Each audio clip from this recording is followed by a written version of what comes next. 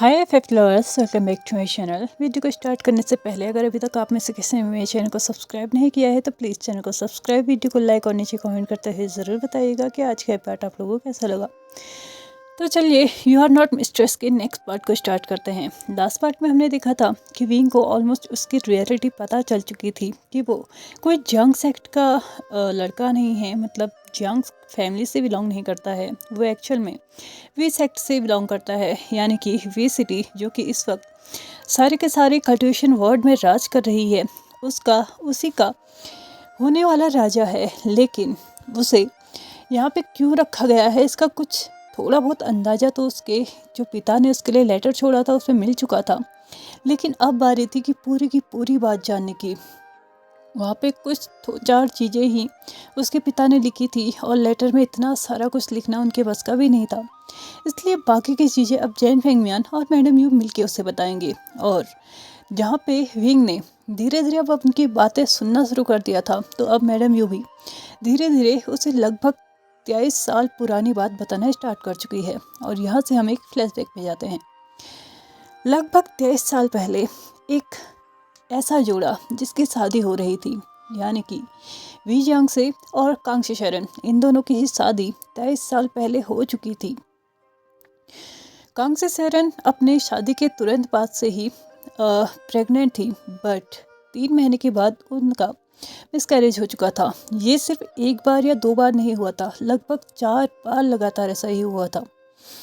We जियांगसे ने बहुत बार अपने राजवैद को कांगशी शरण को दिखाया था और खुद को भी दिखाया था, लेकिन जब कभी भी उनके दिखाने की बारी आती थी, मतलब या फिर चेकअप उनका होता था, तो हर एक चीज़ नॉर्मल निकलता था। कुछ भी फॉल्ट ना ही कांगशी शरण के अंदर था और ना ही वी जियांगसे के अंदर था। लेकिन फिर भी 3 से 4 महीने के अंदर ही बेबीज़ का मिसकैरेज हो जाता था। लेकिन जब ये चीज़ें कम से कम 4 बार हो चुकी थी ना, तो तब जाके कहीं ना कहीं वी जियांगसे और कांगशी शरण दोनों को ही कुछ डाउट सा होने लगा था कि कहीं ऐसा तो नहीं कि कोई जानबूझ के उन्हें, मतलब कुछ ऐसी चीज़ दे रहा है जिसकी वजह से उनका गर्भपात हो रहा है, यानी कि मिसकैरेज हो रहा है। और इस वजह से वो बहुत ज़्यादा सोच विचार में पड़ गए थे। उन्होंने कोशिश तो की कि इस जो ये चल रहा है उनके साथ, इस मैटर में खोजबीन करे, इन्वेस्टिगेशन करे, बट लगभग 2 से 3 हफ्ते निकल चुके थे, उन्हें कुछ भी नहीं पता चला था। और यहाँ कांगशी शरण फिर से प्रेग्नेंट थी। वो फिर से पेट से थी, जिसकी वजह से कांगशी शरण और वी जियांगसे दोनों ही बहुत ज़्यादा टेंशन में आ चुके थे।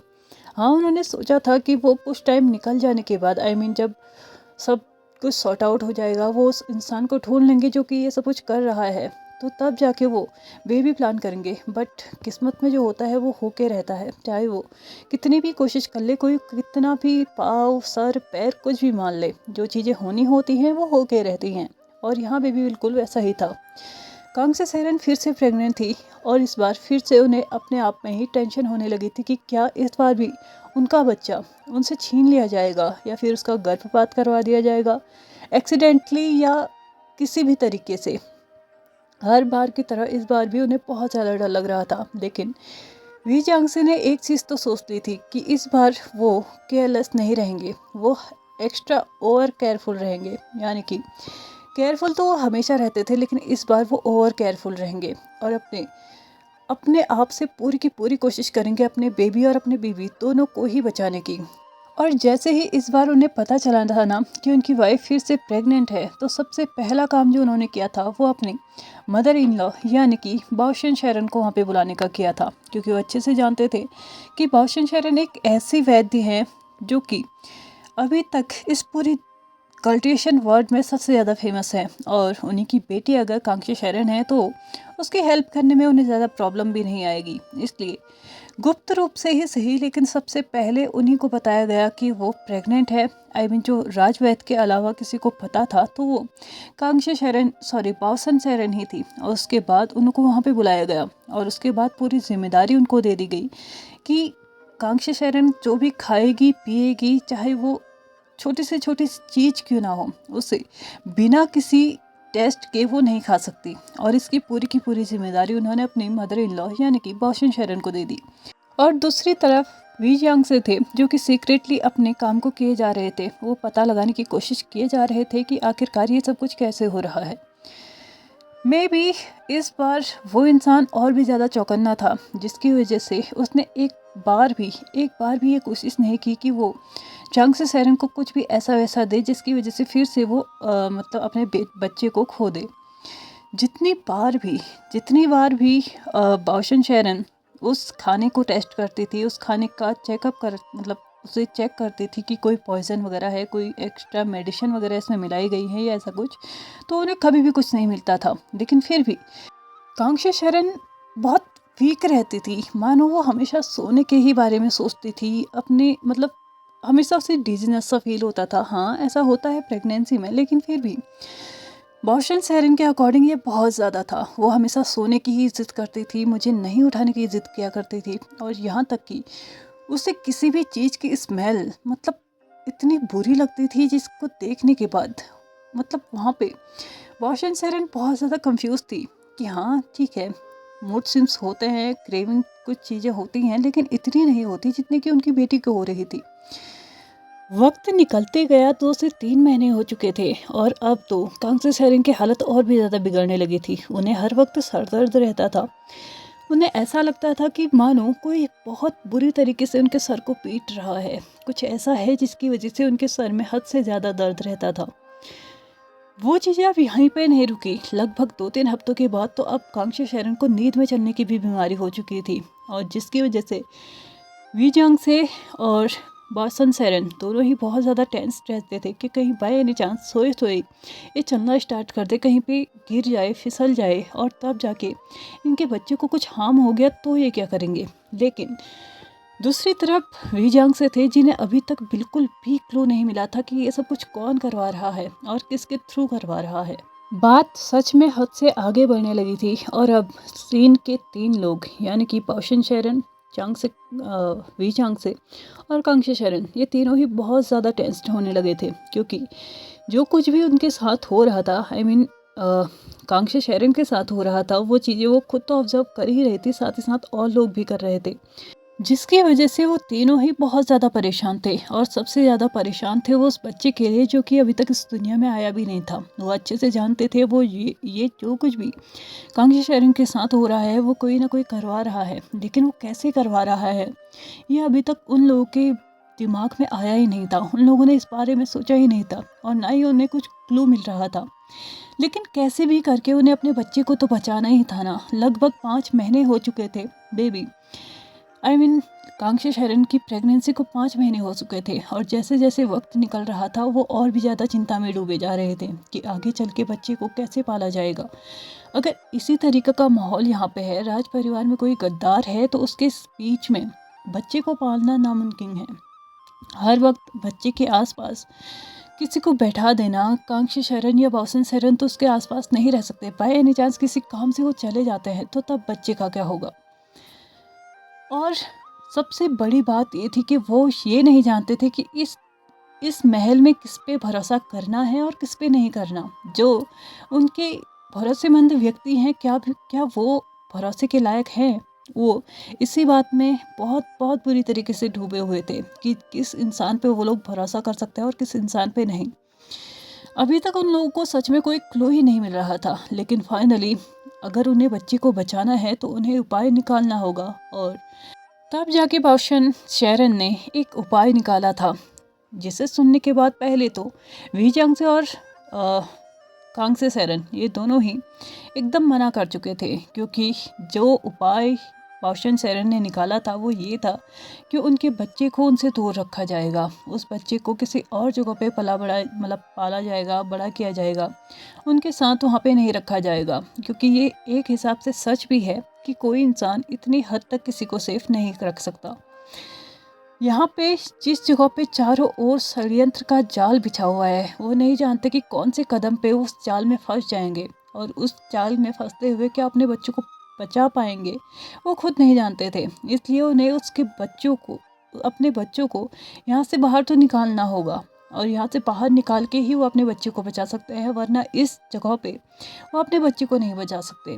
क्योंकि वो खुद नहीं जानते हैं कि यहाँ पे वो किस इंसान पे भरोसा कर सकते हैं, किस सैनिक पे, किस सर्वेंट पे, किस इंसान पे, किस नेता अभिनेता जो भी हैं, उन किस में से कौन गद्दार है, कौन ऐसा है जो कि उनकी तबाही चाहता है या फिर नहीं चाहता कि राजा का कोई भी वंशज आगे आए, कोई भी हायर यहाँ पे हो। इसलिए इस जगह पे किसी भी इंसान पे भरोसा करना तो उन तीनों में से किसी के भी बस की बात नहीं थी। लेकिन वी जियांगसे और कांगशी शरण ये भी नहीं चाहते थे कि ताउम्र उनको अपने बच्चे से दूर रहना पड़े, लेकिन अगर बच्चे को जीवित रखना है तो ये करना होगा। सारी की सारी चीज़ें तो डिस्कस हो चुकी थी कि बच्चे को अगर जीवित रखना है, उसकी लाइफ लॉन्ग बनानी है, तो उसे किसी और जगह पे भेजना होगा, कोई और इंसान उसे पालेगा। लेकिन अब सबसे बड़ी मुसीबत ये थी कि उससे बच्चे को यहाँ पर से उठा के कौन लेके जाएगा और कौन ऐसा इंसान होगा जो कि उस इंसान से पंगा लेने की सोचेगा, जो कि इस वक्त खुद महाराज का सबसे बड़ा दुश्मन बना पड़ा है। उसके सामने टिकने की हिम्मत शायद ही कोई कर पाएगा। एक सबसे पहली बात, कोई ये नहीं जानता, कोई उसकी आइडेंटिटी नहीं जानता कि वो कौन है। और दूसरा, अगर उसकी आइडेंटिटी नहीं पता है तो ऑफकोर्स सी बात है, किसी को उसकी ताकत का, उसके मतलब जो उसके अंदर कैपेसिटी होगी या वो कितना खतरनाक होगा, कितना खुकार होगा, ये कोई भी अंदाज़ा नहीं लगा सकता है। लेकिन हाँ, वो हद से ज़्यादा खतरनाक होगा, ये तो इसी बात से साबित हो जाता है कि उसने महाराज के 4 बच्चों को मार दिया है। ऑफकोर्स 4 अनबॉर्न बेबीज़ को वो ऑलरेडी मार चुका है, तो उसके लिए ये मतलब अब और चीज़ें नॉर्मल ही होंगी। किसी को भी मार देना, किसी के परिवार को ख़त्म कर देना, ये चीज़ें तो उसके लिए नॉर्मल होंगी। जो इंसान महाराज पे अटैक कर सकता है वो एक नॉर्मल इंसान पे तो अटैक कर ही सकता है।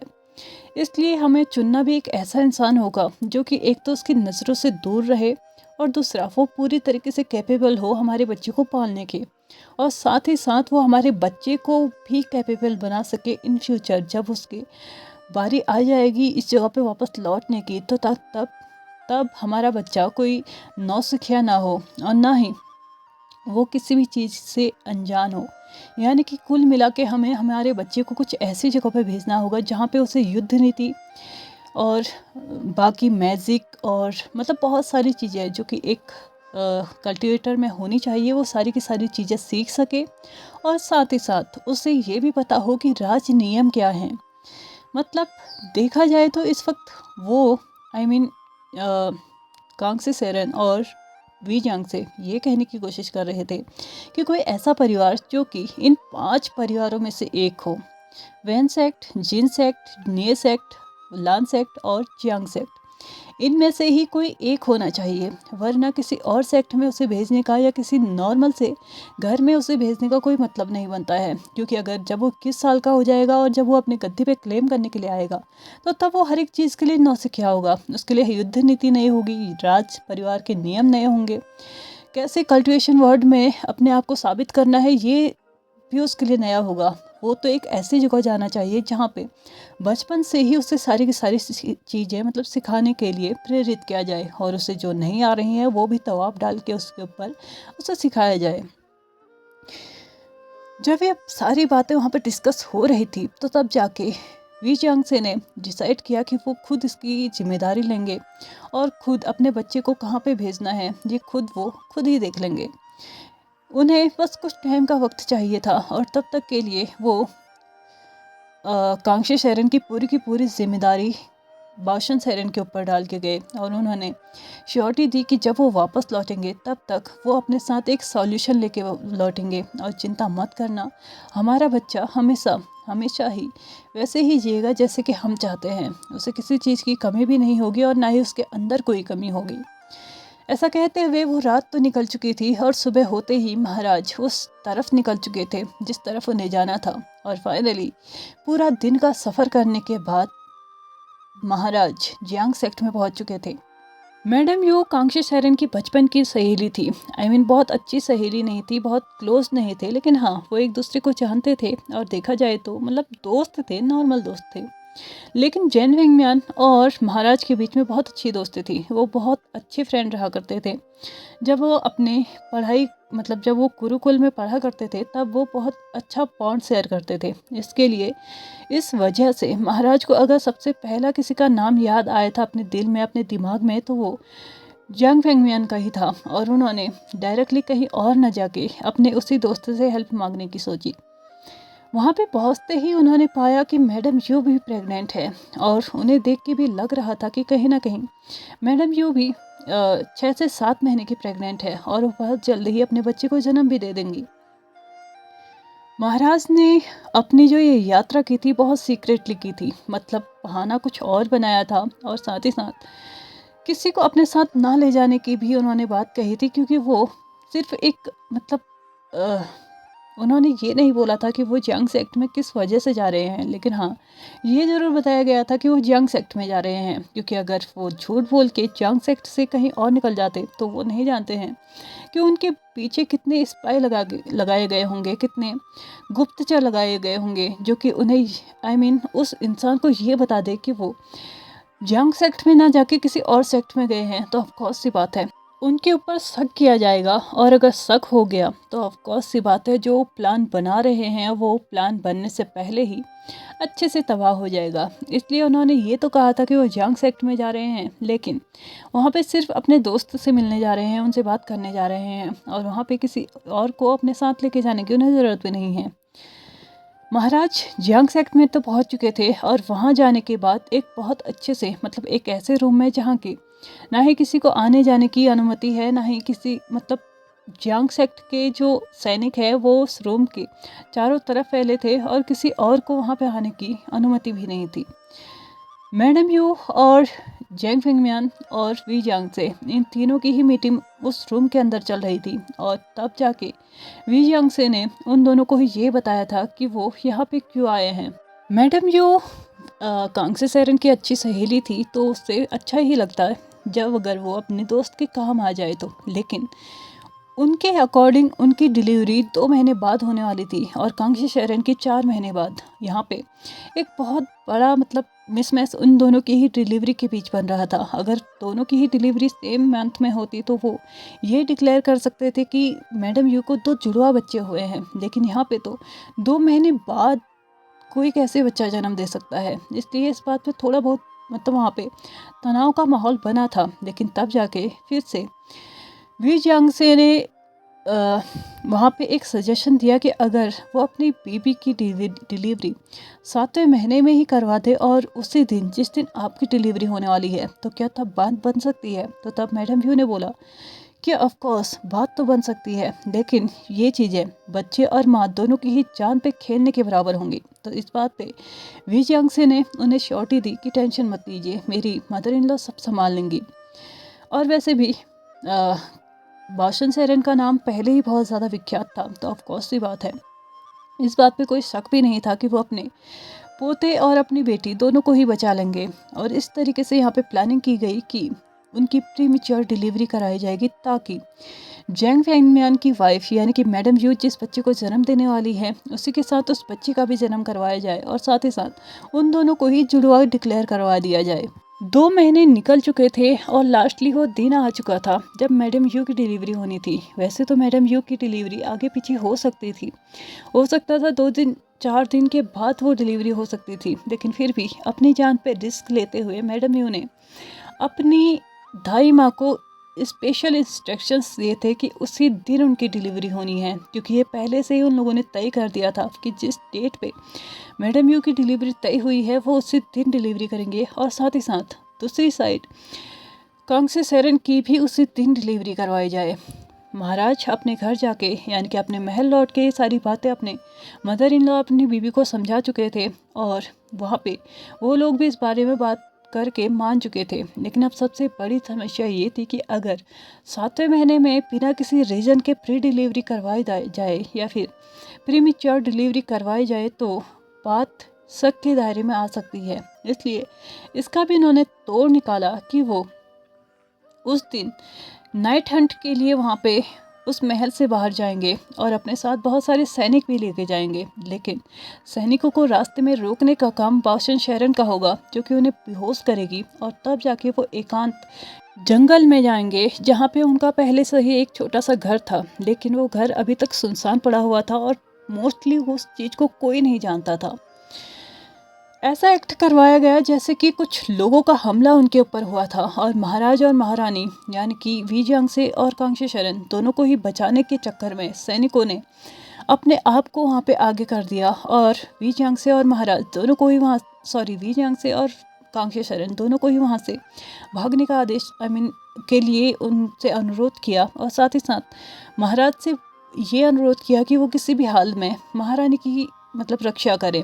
जितने भी सैनिक उनके साथ थे वो लोग वहाँ पे व्यस्त हो गए और देखा जाए तो एक तरीके से पूरी तरीके से ख़त्म हो चुके थे, क्योंकि अगर उनमें से एक भी बच जाता और कि कोई भी सस्पेक्ट हो जाता इस बात से कि ये हमला जो है वो जानबूझ के करवाया गया था, महाराज या महारानी में से किसी पे भी कोई हमला नहीं हुआ था और साथ ही साथ ये चीज़ें हो सकता है किसी के शक के दायरे में आ सकती थी, इसलिए उन्होंने उन सभी सैनिकों को मार दिया और उस बच्चे के जन्म के लिए कम से कम 10 से 12 सैनिकों की बलि भी चढ़वाई गई। फाइनली वो उस घर में पहुंचने के बाद उसकी डिलीवरी हो चुकी थी और वो कैसे हुई थी वो हमने पहले ही देख लिया है और साथ ही साथ बच्चे को लेके जेंग फेंगमियान उधर आ भी चुके थे, यानी कि जेंग सेक्ट में आ चुके थे। लेकिन दूसरी तरफ मुसीबत ये थी कि अगर वो ऐसे ही यहाँ से चले जाते हैं तो उनके ऊपर सवाल उठेंगे कि बच्चा कहाँ है। तो इस बात का भी तोड़ निकाला गया। 2-4 घाव वी जियांगसे के शरीर पर लगाए गए और साथ ही साथ कांग्से शरण को इस तरीके से घायल कर दिया गया कि वो 2 से 3 दिन तक बेहोश रहेंगी, जिसकी वजह से ये आसानी से वहाँ पे प्रूफ किया जा सके कि उस हमले में वी जियांगसे भी घायल हुए हैं और साथ ही साथ कांग्से शरण इतनी घायल हुई कि उन्होंने अपना बच्चा भी खो दिया और साथ ही साथ अब वो बहुत बुरी तरीके से जख्मी हैं। और जहाँ तक बात रही बाओशन शरण की, तो वो वहाँ से बिना किसी के नज़र में आए ही वापस से महल में आ चुकी थी, क्योंकि ये रात का टाइम था तो बाओशन शरण पर नज़र रखने वाले भी ज़्यादा लोग नहीं थे। और यहीं पे हमारा फ्लैशबैक ख़त्म हो जाता है, जहाँ पे मैडम यू ने सारी की सारी बात विंग के साथ साथ उस सभा में बैठे सभी लोगों को बता दी थी, जिसमें कि विंग और जैन चेंग दोनों के ही दोस्त और साथ ही साथ लैन सेक्ट के सारे मेंबर, सारे के सारे नहीं सिर्फ 3, यानी कि लैन शिरेन, लैन सिचेन और लैन वांगजी थे और साथ ही में उनके दोस्त यानी कि वैन ब्रदर्स, वैन जूलियो, वैन शू, वैन चाओ, ये 3 थे। और जिनजिशान, मैंग्याओ नहीं था, क्योंकि मैंग्याओ बहुत जल्द ही मिस्ट्रेस बनने वाला था तो उसे अब इस तरीके से बाहर निकलने की अनुमति नहीं थी। वे सांग था और भी जितने उनके दोस्त थे वो वहाँ पे थे। हाँ, उनके दोस्त में से सिर्फ 2 लोग वहाँ पे नहीं थे, मैंग्याओ और वैन किंग, वो दोनों वहाँ पे नहीं थे क्योंकि बहुत जल्दी ही वैन किंग की शादी होने वाली थी और साथ ही साथ मैंग्याओ वहाँ पे मिस्ट्रेस बनने वाला था, इसलिए उन्हें बिना अब अपने महल से बाहर निकलने की अनुमति नहीं थी। लेकिन इस सब के बाद विंग के दिमाग में एक और क्वेश्चन आया कि ठीक है, यहाँ पर तक की तो उसे बात समझ में आ गई, लेकिन अब बात आती है कि उसके पास राज तलवार जो खानदानी तलवार है वो कैसे पहुंची। तो तब इस बात को क्लियर करते हुए जेन फेंगमियान आंसर देते हैं कि तुम्हारी नेमिंग सेरेमनी में तब जाके वी जियांगसे ने मुझे ये बॉक्स के साथ साथ वो तलवार भी दिया था, जिसमें कि उन्होंने कुछ चेंजेस किए थे, लाइक उसका बाहरी जो बाहर का मटेरियल था ना वो चेंज करवाया था, उसका डिज़ाइन चेंज करवाया था और कलर भी चेंज करवाया था, जिससे कि तुमने सुबियान नाम दिया है। और साथ ही साथ उससे किसी को पहचान में ना आई, इसलिए ये सब कुछ किया गया था, क्योंकि राज परिवार की तलवार होती तो ऑफकोर्स सी बात है बहुत सारे लोगों को पता भी चल जाता कि ये परिवार ये जो तलवार है ये राज परिवार की है, इसलिए उसे थोड़ा बहुत चेंज करने की कोशिश करवाई गई, चेंज किया गया। सारी की सारी बात सुनते हुए विंग की आंखों में से आंसू आ चुके थे। उसे सिर्फ ये पता था कि लगभग 19 साल पहले महाराज की डेथ हुई थी और उसके बाद क्या हुआ था उसे नहीं पता, ये भी उसे एज नॉलेज बताया गया था कि इससे पहले राजा कौन थे, उससे पहले राजा कौन थे, उससे पहले राजा कौन थे। इसी वजह से उसे ये पता चला था कि 19 साल पहले इस जो वी दाओ हैं इनके ही भाई यानी कि वी जियांगसे जो थे उनकी डेथ हुई थी और तब जाके वी दाओ गद्दी पे बैठे थे। लेकिन अब फिर से बात आती है कि वी जियांगसे की डेथ कैसे हुई। तो तब जाके जेन फेंगमियान आंसर करते हैं कि वी जियांगसे की मौत कोई नॉर्मल मौत नहीं थी, उनकी हत्या करवाई गई थी और वो किसी और ने नहीं वी दाओ ने करवाई थी। जैसे ही ये बात वींग ने सुनी तो उसे बहुत बड़ा झटका लगा था। अभी तक वो ये सोच रहा था कि ऐसा कौन हो सकता है जो कि महाराज के बच्चों को, महाराज की पत्नी को, यानी कि जो महाराज का परिवार है उसको हार्म करने की कोशिश कर रहा है। लेकिन उसने ये नहीं सोचा था कि वी दाओ इसमें फंसा होगा। तो तब जाके जेन फेंगमियान क्लियर करते हुए बोलते हैं कि महाराज की मौत के लगभग 10 साल के बाद हमें ये पता चला था कि वी दाओ ही इस सब के पीछे थे, लेकिन उस वक्त हम कुछ कर नहीं सकते थे। बाय एनी चांस गलती से भी हम तुम्हें खो देते तो ऑफ कोर्स सी बात है, उसके बाद हम कुछ नहीं कर सकते थे। इसलिए हमने इंतज़ार करना ही सही समझा कि हम बिल्कुल ऐसे ही रहे, शांत रहे और उसे कभी ये भनक तक ना लगने दें कि उसकी सारी की सारी घटिया चालें हमारे सामने आ चुकी हैं। उसने जो कुछ भी किया है वो हमें पता लग चुका है और एटलीस्ट हमें तब तक तो चुप रहना है जब तक तुम 21 साल के नहीं हो जाते, ताकि तुम खुद अपनी गद्दी पे क्लेम करो, उस गद्दी के लिए लड़ो। और यही कारण था तुम्हें हर तरीके से सक्षम बनाने के लिए। उम्मीद करता हूँ कि तुम अपने माता पिता की हत्या का ज़रूर बदला लोगे, अपने चाचा से इस चीज़ का बदला तुम ज़रूर लोगे।